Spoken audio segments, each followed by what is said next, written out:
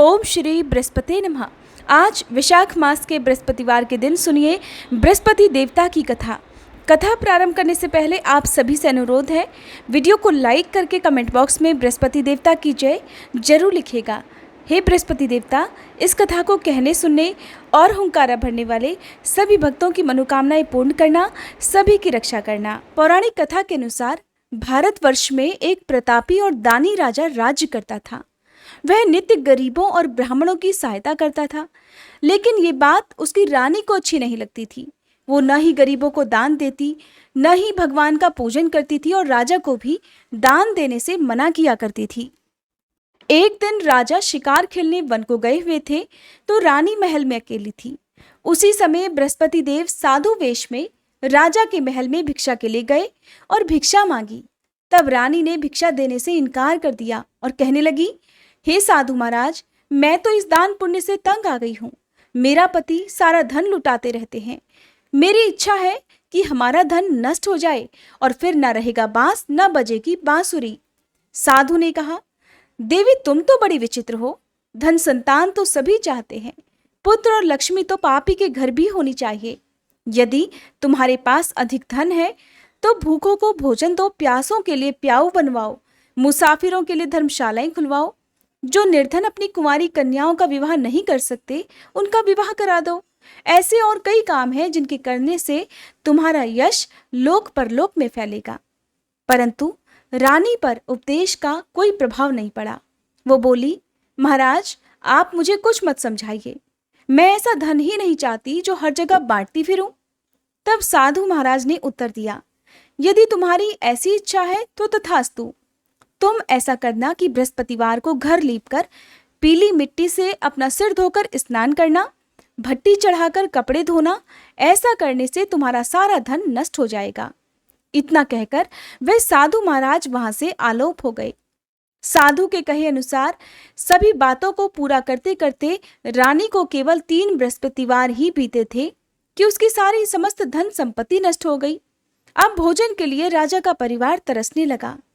तब एक दिन राजा ने रानी से कहा कि हे रानी, तुम यहीं रहो, मैं दूसरे देश को जाता हूँ, क्योंकि यहाँ पर सभी लोग मुझे जानते हैं, इसलिए मैं कोई छोटा कार्य यहाँ नहीं कर सकता। ऐसा कहकर राजा परदेश चला गया। वहां वह जंगल से लकड़ियां काट कर लाता और शहर में बेचता। इस तरह वह अपना जीवन व्यतीत करने लगा। इधर राजा के परदेश जाते ही रानी और दासी दुखी रहने लगी। एक बार जब रानी और दासी को 7 दिन तक बिना भोजन के रहना पड़ा, तो रानी ने अपनी दासी से कहा, हे दासी, पास ही के नगर में मेरी बहन रहती है, वह बड़ी धनवान है।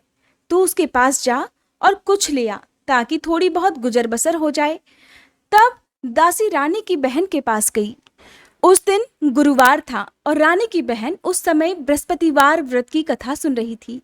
दासी ने रानी की बहन को अपनी रानी का संदेश दिया, लेकिन रानी की बड़ी बहन ने कोई उत्तर नहीं दिया। जब दासी को रानी की बहन से कोई उत्तर नहीं मिला तो वह बहुत दुखी हुई और उसे क्रोध भी आया। दासी ने वापस आकर रानी को सारी बात बता दी। सुनकर रानी ने अपने भाग्य को बहुत कोसा। उधर रानी की बहन ने सोचा कि मेरी बहन की दासी आई थी, परंतु मैं उसे नहीं बोली, इससे तो वह बहुत दुखी हुई होगी। कथा सुनकर और पूजन समाप्त करके वह अपनी बहन के घर आ गई और कहने लगी, हे बहन, मैं बृहस्पतिवार का व्रत कर रही थी, तुम्हारी दासी मेरे घर आई थी, परंतु जब तक कथा होती है तब तक न तो उठते हैं और न ही बोलते हैं, इसलिए मैं नहीं बोली। कहो दासी क्यों गई थी? रानी बोली, बहन तुमसे क्या छुपाऊं, हमारे घर में खाने को अनाज नहीं था। ऐसा कहते कहते रानी की आंखें भर आई। उसने दासी समेत पिछले 7 दिनों से भूखे रहने की बात अपनी बहन को विस्तार पूर्वक सुना दी। रानी की बहन बोली, देखो बहन, भगवान बृहस्पति देव सभी की मनोकामनाएं पूर्ण करते हैं। देखो शायद तुम्हारे घर में अनाज रखा हो। पहले तो रानी को विश्वास नहीं हुआ, पर बहन के आग्रह करने पर उसने अपनी दासी को अंदर भेजा तो उसे सचमुच अनाज से भरा एक घड़ा मिल गया। ये देखकर दासी को भी बड़ी हैरानी हुई। तब दासी रानी से कहने लगी, हे रानी, जब हमको भोजन नहीं मिलता तो हम व्रत ही तो करते हैं, इसलिए क्यों ना इनसे व्रत और कथा की विधि पूछ ली जाए, ताकि हम भी व्रत कर सकें। तब रानी ने अपनी बहन से बृहस्पतिवार व्रत के बारे में पूछा। उसकी बहन ने बताया, बृहस्पतिवार के व्रत में चने की दाल और मुनक्का से विष्णु भगवान का केले की जड़ में पूजन करें तथा दीपक जलाएं। व्रत कथा सुने और पीला भोजन ही करें। इससे बृहस्पति देव प्रसन्न होते हैं। व्रत और पूजन की विधि बताकर रानी की बहन अपने घर को लौट गई। 7 दिन के बाद जब गुरुवार का दिन आया तो रानी और दासी ने व्रत रखा। घुड़साल में जाकर चना और गुड़ लेकर आई। फिर उससे केले की जड़ तथा विष्णु भगवान का पूजन किया। अब पीला भोजन कहाँ से आए? इस बात को लेकर दोनों बहुत दुखी थी। क्योंकि उन्होंने व्रत रखा था, इसलिए बृहस्पति देव उनसे प्रसन्न हुए और वे एक साधारण व्यक्ति का रूप धारण कर 2 थालों में सुंदर पीला भोजन दासी को दे गए। भोजन पाकर दासी बहुत प्रसन्न हुई और फिर रानी के साथ मिलकर भोजन ग्रहण किया। उसके बाद वे सभी गुरुवार को व्रत और पूजन करने लगी। बृहस्पति भगवान की कृपा से उनके पास फिर से धन संपत्ति आ गई, परंतु रानी फिर से पहले की तरह आलस्य करने लगी। तब दासी बोली, देखो रानी, तुम पहले भी इसी प्रकार आलस्य करती थी। तुम्हें धन रखने में कष्ट होता था, इस कारण सभी धन नष्ट हो गया। अब जब भगवान बृहस्पति की कृपा से हमें धन मिला है तो तुम्हें फिर से आलस्य होता है। रानी को समझाते हुए दासी ने कहा, हे रानी, बड़ी मुसीबतों के बाद हमने ये धन पाया है, इसलिए हमें दान पुण्य करना चाहिए, भूखे मनुष्यों को भोजन कराना चाहिए और धन को शुभ कार्यों में खर्च करना चाहिए, जिससे तुम्हारे कुल का यश बढ़ेगा, स्वर्ग की प्राप्ति होगी और पितर भी प्रसन्न होंगे। दासी की बात मानकर रानी अपना धन शुभ कार्यों में खर्च करने लगी, जिससे पूरे नगर में उसका यश फैलने लगा। उधर राजा दुखी होकर जंगल में एक पेड़ के नीचे आसन जमाकर बैठ गया। वह अपनी दशा को याद करके व्याकुल होने लगा। वह दिन बृहस्पतिवार का था। एकाएक उसने देखा कि निर्जन वन में एक साधु प्रकट हुए। वह साधु वेश में और कोई नहीं बल्कि स्वयं बृहस्पति देवता थे। लकड़हारे के सामने आकर बोले, हे लकड़हारे, इस सुनसान जंगल में तू चिंता मगन क्यों बैठा है? लकड़हारे ने दोनों हाथ जोड़कर प्रणाम किया और उत्तर दिया, महात्मा जी, आप तो सब कुछ जानते हैं, मैं क्या कहूँ। ऐसा कहकर राजा रोने लगा और साधु को अपनी आत्मकथा सुनाई। तब महात्मा जी ने कहा, तुम्हारी स्त्री ने बृहस्पति के दिन बृहस्पति भगवान का निरादर किया है, जिसके कारण रुष्ट होकर उन्होंने तुम्हारी ये दशा कर दी। अब तुम चिंता को दूर करके मेरे कहने पर चलो तो तुम्हारे सभी कष्ट दूर हो जाएंगे और भगवान पहले से भी अधिक संपत्ति देंगे। तुम बृहस्पति के दिन कथा किया करो। 2 पैसे के चने मुनक्का लाकर उसका प्रसाद बनाओ और शुद्ध जल से लोटे में शक्कर मिलाकर अमृत तैयार करो। कथा के पश्चात अपने सारे परिवार और कथा सुनने वाले प्रेमियों में अमृत और प्रसाद बांटकर आप खुद भी ग्रहण करो। ऐसा करने से भगवान बृहस्पति देव तुम्हारी सब मनोकामनाएं पूर्ण करेंगे। साधु के ऐसे वचन सुनकर लकड़हारा बोला, हे प्रभु, मुझे लकड़ी बेचकर इतना पैसा नहीं मिलता जिससे भोजन करने के बाद मैं कुछ बचा सकूं, और मैंने रात्रि में अपनी स्त्री को व्याकुल देखा है। मेरे पास कुछ भी नहीं जिससे मैं उसकी खबर मंगा सकूं। साधु महाराज ने कहा, हे लकड़हारे, तुम किसी बात की चिंता मत करो। बृहस्पति के दिन तुम रोजाना की तरह लकड़ियां लेकर शहर को जाओ। तुमको रोज से 2 गुना धन प्राप्त होगा, जिससे तुम भलीभांति भोजन कर लोगे और बृहस्पति देव की पूजा का सामान भी आ जाएगा। इतना कहकर साधु महाराज अंतर्ध्यान हो गए। धीरे धीरे समय बीतने पर फिर वही बृहस्पतिवार का दिन आया। लकड़हारा जंगल से लकड़ी काटकर किसी शहर में बेचने को गया। उसे उस दिन और दिन से अधिक पैसा मिला। राजा ने चना गुड़ आदि लाकर गुरुवार का व्रत किया। उस दिन से उसके सभी क्लेश दूर हुए, परंतु जब दोबारा गुरुवार का दिन आया तो वह बृहस्पति देव का व्रत करना भूल गया। इस कारण बृहस्पति भगवान नाराज हो गए। उस दिन उस नगर के राजा ने विशाल यज्ञ का आयोजन किया तथा शहर में ये घोषणा करा दी कि कोई भी मनुष्य अपने घर में भोजन ना बनावे, ना आग जलावे। समस्त जनता मेरे यहाँ भोजन करने आवे और इस आज्ञा को जो नहीं मानेगा उसे फांसी की सजा दी जाएगी। इस तरह की घोषणा संपूर्ण नगर में करवा दी गई। राजा की आज्ञा अनुसार शहर के सभी लोग भोजन करने गए, लेकिन लकड़हारा कुछ देर से पहुंचा, इसलिए राजा उसको अपने साथ घर लिवा ले गए और ले जाकर भोजन करा रहे थे तो रानी की दृष्टि उस खूंटी पर पड़ी जिस पर उसका हार लटका हुआ था। उस समय वह हार वहां पर दिखाई नहीं दिया तो रानी ने निश्चय किया कि मेरा हार इसी मनुष्य ने चुरा लिया है, और उसी समय सिपाहियों को बुलवाकर उसको कारागार में डलवा दिया। इधर जब लकड़हारा कारागार में पड़ गया तो बहुत दुखी होकर विचार करने लगा कि न जाने कौन से पूर्व जन्म के कर्म से मुझे ये दुख प्राप्त हुआ है। और दुखी होकर उसी साधु को याद करने लगा जो कि जंगल में मिला था। उसी समय तत्काल बृहस्पति देव साधु के रूप में प्रकट हुए और उसकी दशा को देखकर कहने लगे, अरे मूर्ख, तूने बृहस्पति देव की कथा नहीं की, इस कारण तुझे ये दुख प्राप्त हुआ है। अब चिंता मत कर, बृहस्पतिवार के दिन कारागार के दरवाजे पर 4 पैसे पड़े मिलेंगे। उनसे तू बृहस्पति देव की पूजा करना, तेरे सभी कष्ट दूर हो जाएंगे।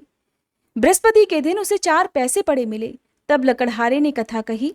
उसी रात को बृहस्पति देव ने उस नगर के राजा को स्वप्न में कहा, हे राजा, तुमने जिस आदमी को कारागार में बंद कर रखा है वह निर्दोष है, वह राजा है, उसे छोड़ देना। रानी का हार उसी खूंटी पर लटका है। अगर तुम ऐसा नहीं करोगे तो मैं तुम्हारे राज्य को नष्ट कर दूंगा।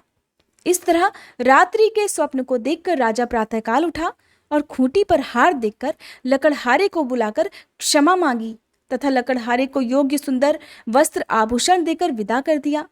बृहस्पति देव की आज्ञा अनुसार लकड़हारा अपने नगर को चल दिया।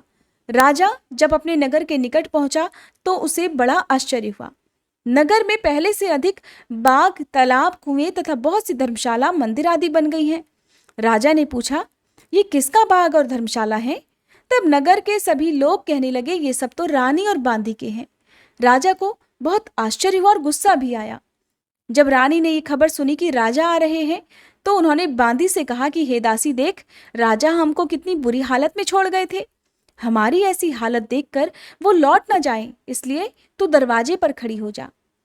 आज्ञा अनुसार दासी दरवाजे पर खड़ी हो गई। राजा आए तो उन्हें अपने साथ लिवा लाई। तब राजा ने क्रोध करके अपनी रानी से पूछा कि ये धन तुम्हें कैसे प्राप्त हुआ है? तब रानी ने कहा, राजन, ये सब धन हमें बृहस्पति देव के व्रत के प्रभाव से प्राप्त हुआ है।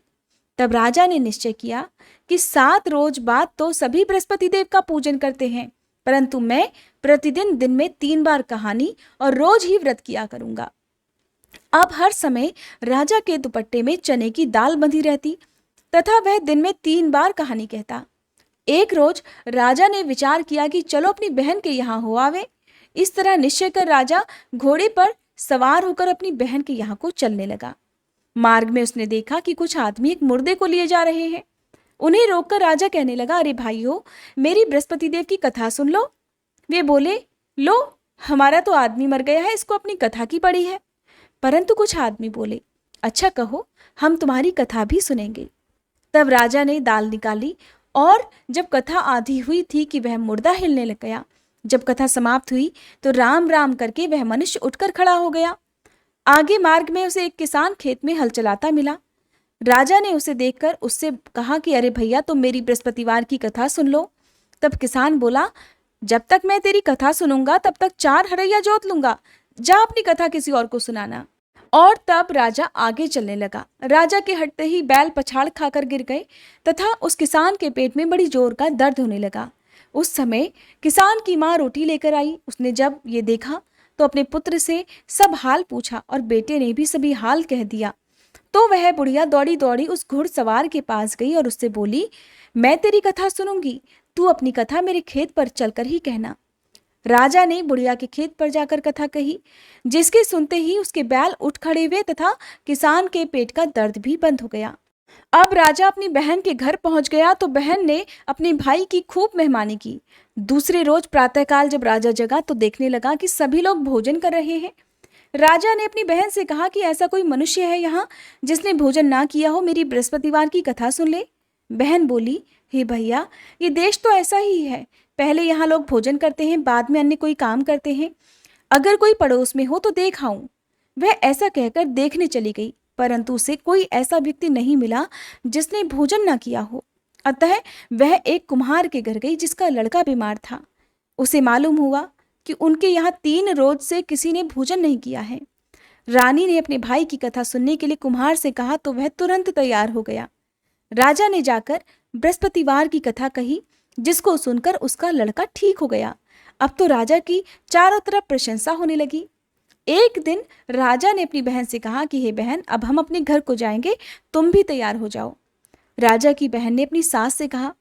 सास ने कहा, हाँ चली जा, परंतु अपने लड़कों को मत ले जाना, क्योंकि तेरे भाई की कोई औलाद नहीं है। बहन ने अपने भैया से कहा, हे भैया, मैं तो चलूंगी, पर कोई बालक नहीं जाएगा। राजा बोला, जब कोई बालक ही नहीं चलेगा तब तुम भी क्या करोगी? और बड़े दुखी मन से राजा अपने नगर को लौट आया। राजा ने घर आकर अपनी रानी से कहा, हम निर्वंशी राजा हैं, हमारा मुंह देखने का धर्म नहीं है, और कुछ भोजन आदि नहीं किया। रानी बोली, हे प्रभु, बृहस्पति देव ने हमें सब कुछ दिया है, वो हमें औलाद भी अवश्य देंगे। उसी रात को बृहस्पति देव ने राजा से स्वप्न में कहा, हे राजा, उठ, सभी सोच त्याग दे, तेरी रानी गर्भ से है। राजा को ये बात सुनकर बड़ी खुशी हुई। 9वें महीने में रानी के गर्भ से एक सुंदर पुत्र पैदा हुआ। तब राजा बोला, हे रानी, स्त्री बिना भोजन के रह सकती है, पर बिना कहे नहीं रह सकती। जब मेरी बहन आए तो तुम उससे कुछ मत कहना। रानी ने सुनकर हाँ कर दिया। उधर जब राजा की बहन ने यह शुभ समाचार सुना तो वो बहुत खुश हुई तथा बधाई लेकर अपने भाई के यहाँ आई। तभी रानी ने कहा, घोड़ा चढ़कर तो नहीं आई, गधा चढ़ी आई। राजा की बहन बोली, भाभी, मैं इस प्रकार नहीं कहती तो तुम्हें औलाद कैसे मिलती? बृहस्पति देव ऐसे ही हैं, जैसी जिसके मन में कामनाएं हैं सभी को पूर्ण करते हैं।